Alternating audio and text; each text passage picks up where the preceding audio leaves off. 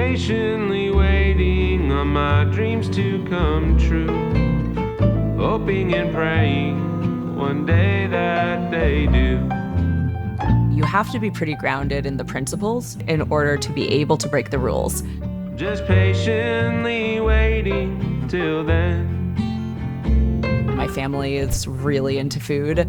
I was always a baker and a cook growing up. I asked for like a little Cuisinart ice cream machine for a birthday present. I just loved ice cream. Life you deserve, but never demand. Oh, patiently waiting till then. I think I liked the wow factor of ice cream.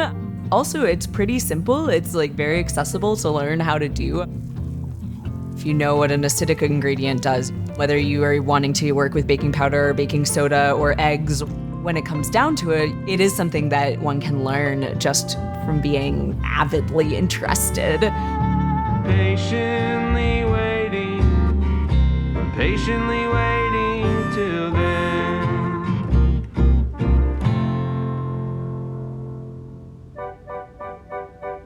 My wife and I both had made ice cream forever. Growing up, we were independently and the ice cream people.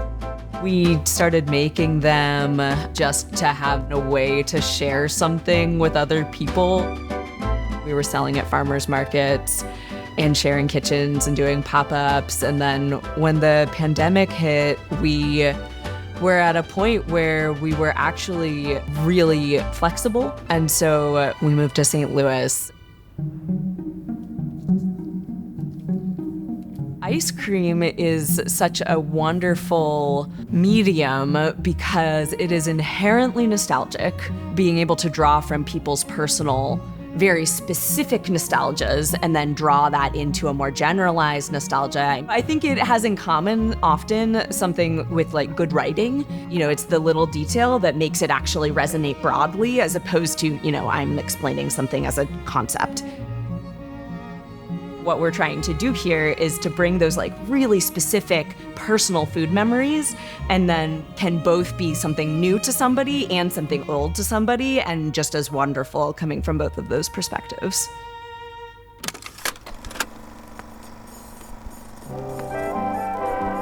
The sense of history in this space and knowing that it has been in operation since 1875. It's really wonderful and palpable. It's more like I'm slotting into what has, you know, the grooves of the patterns of this space as opposed to inventing from the start. But then at the same time, we know that this bakery was once an all-male bakery.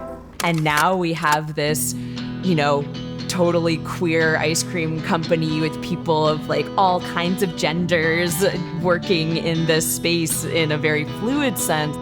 It feels like both us slotting into the grooves of history and also a reimagining of the possibilities of what that means for a space like this. I am somebody who is naturally very introverted.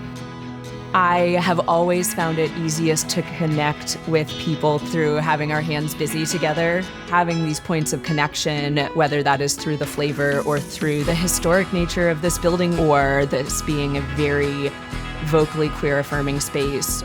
Making people feel seen is like the ultimate way that we have to connect with one another.